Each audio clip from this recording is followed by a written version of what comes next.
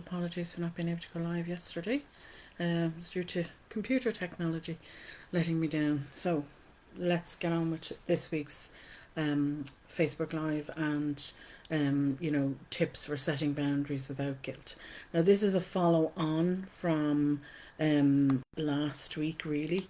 It's kind of a follow up. So it's all about, when we're not used to setting boundaries with others, then this can lead to us having this internal struggle. And the struggle generally is generated by our feelings of guilt and fear and even shame at times. So we have to be aware of that. And, saying no can be very hard for many of us. It is a difficult thing to say.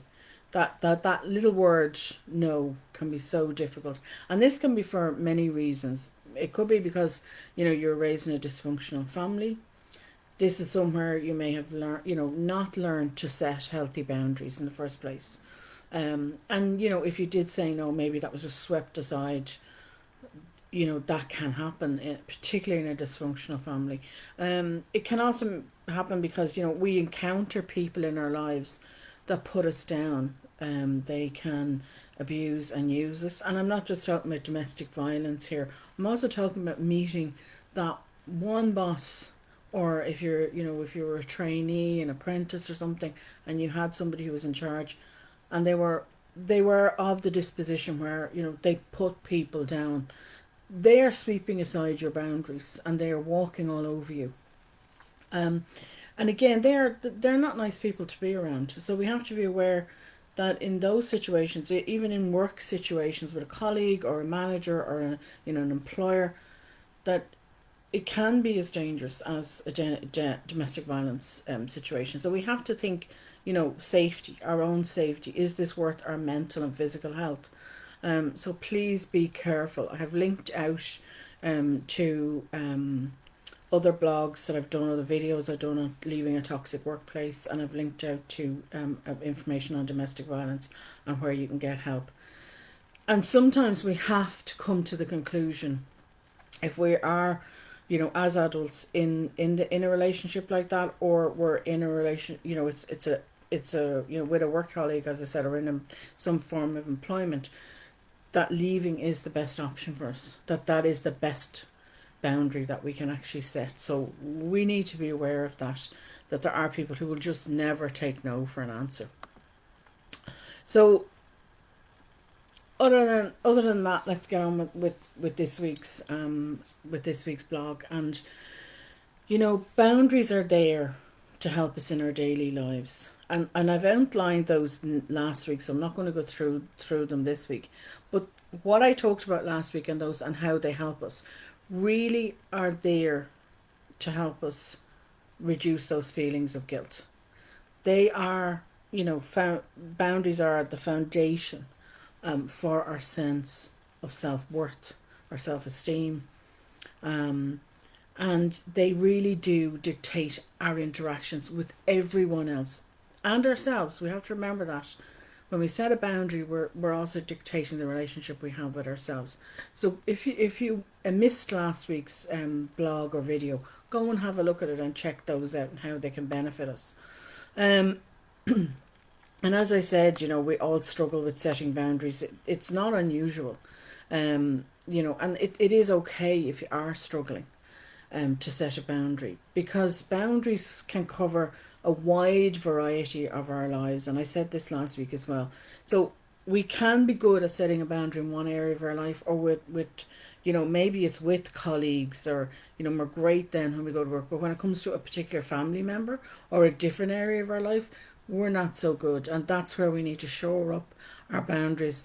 Siblings, I think, even as adults, and I get so many messages still today from people around my blog and video on adult sibling rivalry. I still get loads. Even this week I got a message about that. Siblings know how to push the button, no matter how old you get. And family members can do the same, parents can do the same, but I think siblings are really good at it. So it's never too late to learn the skill of boundaries. It is a skill. And it is a skill that it has to become a daily habit for us. And an awful lot of the time we do it unconsciously, but maybe for a while, if you feel you haven't been setting a boundary with one particular person or in one particular area of your life, that you need to make sure consciously that you are setting it. And it can become a bit tedious at times.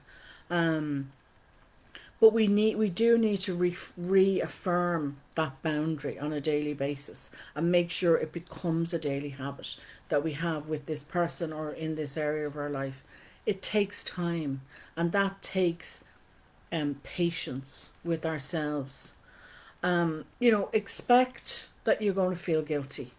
Expect that the fear will come up.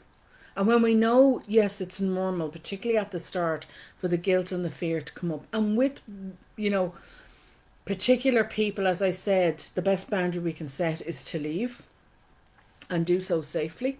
Um, Sometimes that's what we have to do. Sometimes that is what we have to do, because it should get better. It should get easier. The more we practice, the more we reaffirm, no, this is the boundary I'm setting with you, and this is okay. It should then bring down, once we get that self reassurance and that reaffirmation, it should bring down the guilt. Um, and the key here, and I have to emphasize this, is to keep going. Yes, you will mess up. Yes, you'll set a boundary and then you'll mess up the next time. But keep going and try and be as consistent as you can with people in your lives. But if you really feel that this area, that you are really having a difficulty with somebody in particular, setting boundaries with them, then reach out to a therapist. Please reach out. Or it could be that you have problems setting boundaries because of things that have happened to you in your life, not just in childhood. So again, please reach out for help with a therapist, because this issue can be resolved very, very quickly and very, very easily. The other thing I would say to you is, for reducing your guilt is, the first thing is to know that you matter. So this is the first tip, if you like. Other than, it does get easier, and as it gets easier, your guilt will reduce if you keep going consistently. So first and foremost, we have to know we matter. At the very heart of a healthy boundary is our need to feel respected. And as I said, when we're raised in a dysfunctional family, or if we are around people that are dysfunctional, our needs, our wants, our thoughts, our emotions, ideas, everything is just going to be completely disrespected. We won't feel respected, because there's no healthy boundaries being set. But we need to take a stance with ourselves, really, and say, no, I matter. And that's what you need to do. You're affirming with yourself that you matter. I matter. We need to affirm that what I say, what I think, what I feel matters to me. My health, my dreams, my ideas, my needs, my goals, they all matter to me. So you have to affirm that with yourself first and foremost. Because when you're setting those boundaries with ourselves and with others, we are declaring that we matter.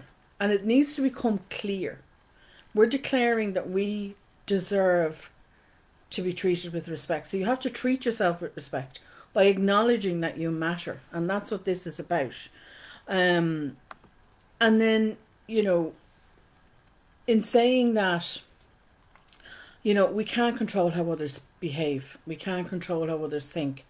But if we don't know that we matter, then how are we expected to expect other people to know we matter, if that makes sense? So, if we're saying to ourselves, well, I don't matter, it doesn't matter if you walk all over me.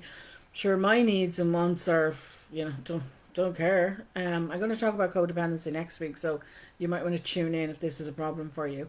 Your people pleasing, perfectionism, tune into that one next week. But, if you're saying by your deeds and actions, I don't matter, then how can you expect them to take you seriously and say, yeah, you do matter?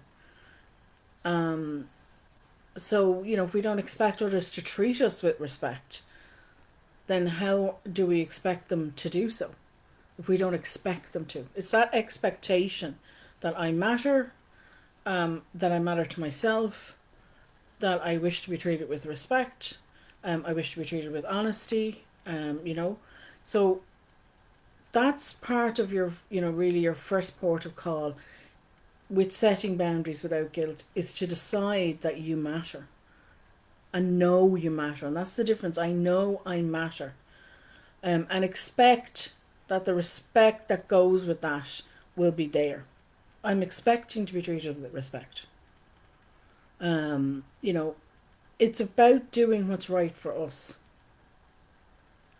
And that's not about trying to do the impossible by controlling others. And that's why I'm going to do codependency next week. I'm going to talk about that next week, because I think it links in very nicely with boundary setting. If you're codependent, you don't tend to set boundaries very well with others, and we do tend to say we don't matter. So we do have to let go of that need to control and bring it back on ourselves and say, no, I matter to me, and you will treat me with respect. You will treat me as if I matter. My ideas, my feelings, my wants, needs, whatever, matter to me, and they better matter to you, because that's my first boundary. And it's that reaffirmation that we need to make with ourselves to be, to it's the first thing I'd say to you about setting boundaries without guilt. Number two is about communication. So, and it's being clear in how you communicate with others. Now, how we communicate with others needs to be very clear and direct if you're going to do it without guilt. And knowing, the first tip, knowing I matter, leads on to this, because you're saying I matter. Everything about me is important to me. So now I have to clearly and directly communicate that to others. And we need to understand that it's okay to ask for what you need. And there's no need to apologize for that. So saying no to someone is okay. Excessive and unnecessary apologies, explanations, justifications, they just muddy the water. And that's when people kind of get confused, and then they say, maybe you don't really mean what you're saying, particularly if they're not used to setting a boundary with them. And they'll try and persuade you. They'll try and use that, the fact that you're not being clear, that they will try and use that then to persuade you to come back around to the old you. And that's when they get in there on the guilt and the fear. They'll latch onto that and try and ratchet it up. So this is where we need to be very clear and very direct, and not use excessive explanations or justifications to why we're saying no. We don't need to apologize for when we say no to somebody. So keep it simple, keep it clear, keep it direct. And thereby you're leaving any of that miscommunication that might come in at the door. Be very clear with yourself first, about what you're trying to achieve here. So when you're setting a boundary, you need to be very clear with why you're doing it with yourself. And then you can be clear about communicating with the other person. You have a better chance then of standing your ground, even if they do try to, get in there and try and latch on to the guilt. If you're, being more affirming with yourself and saying, no, sorry, no, no, no, you can go like a repeated record. No, no, no, no, no. You don't need an explanation with no. Full sentence and full statement. You don't need to have that apology or, the explanation or the justification if you say no to somebody. Sometimes though it's helpful to write it down. And so what do I want to say? If these people usually come and ask me maybe to cover for them in work, or do some of their work when I don't want to do it, or look after their kids or drive their kids somewhere and I don't want to do it, whatever it is that you want to say no to, if it's a regular thing, it's easy to come up with If you can stop, think, and write it down, come up with some useful phrases that you can say, I'm not available. Let me check my calendar, and then you can get back to them by text and say no to them, or you can get back to them by email, or you can get back to them by just a quick phone call. You don't have to, um, you know, have a confrontation face to face with them. It can be easier that way. But if you write it down, you can practice some statements that you can have as a standard that you give to people when you want to say no to them or set a boundary with them. You can rehearse it out beforehand. You can rehearse it out with yourself. You can also ask somebody to help you with that. So if there's somebody that is a really good friend, that you can trust them, then you can also ask them to help you rehearse these boundary setting phrases, and ask them, what do they think? How would they say it? Doing this and having this standard no, and whatever the phrase is, no, sorry, I can't do that, I'm busy, or no, I'm not available, whatever it is, have an excuse. They're not going to know. They're not going to know whether you're lying to them or not. Just have something that you want to say to them written, practiced in your head, or practice with a friend, or practice it out loud at home when there's no one around. This can help with the guilt. This will help, they won't have a chance to latch onto your guilt. They won't have a chance to latch onto your fears. But it'll also help with your stress and your anxiety, because you'll have a go-to phrase that you can use with these people. So have a think about that. Have a think about writing it down and rehearsing it and getting your message clear and direct about what you want to say and how you want to communicate with the particular person. And number 3 then is, tip would be expect resistance. If you aren't used to setting boundaries, or if people aren't used to you setting a boundary, then you're going to meet resistance. And when we meet resistance, this usually ratchets up our feelings of guilt. But if we expect it, if we know, they're going to resist me, they're going to try and change my mind, it's a new message for them. And as I said, it can be confusing for them. So resistance will arise. That's normal. That is normal. When we try to change anything, we're going to meet resistance. So that is a normal thing to expect here. And when we know that, then we can prepare ourselves mentally. Yep, they're going to be confused. Yes, this is probably going to shock them that I'm saying no for the first time, maybe ever, to them, or in a long time to them. And they're going to get really confused. And people need time. Genuine people I'm talking about. I'm not talking about people who, just walk all over you. But genuine people will need time to adjust to the new you, the one that's setting boundaries. They need your patience with them. But you can still say no. You can still say no. You can still set that boundary. They will, you need that patience and time, and they need it as well. And that's okay at the start. They will try and get you to go back to your old ways. And if we remember that they need us to help them adjust, then that can reduce our guilt. They may be trying to push your guilt button, they may be trying to push your fear button, but if you expect that this is part of the resistance, that they're going to attempt to do this, then you can be prepared mentally. I know they're going to do this. I'm going to stick to my guns and be consistent.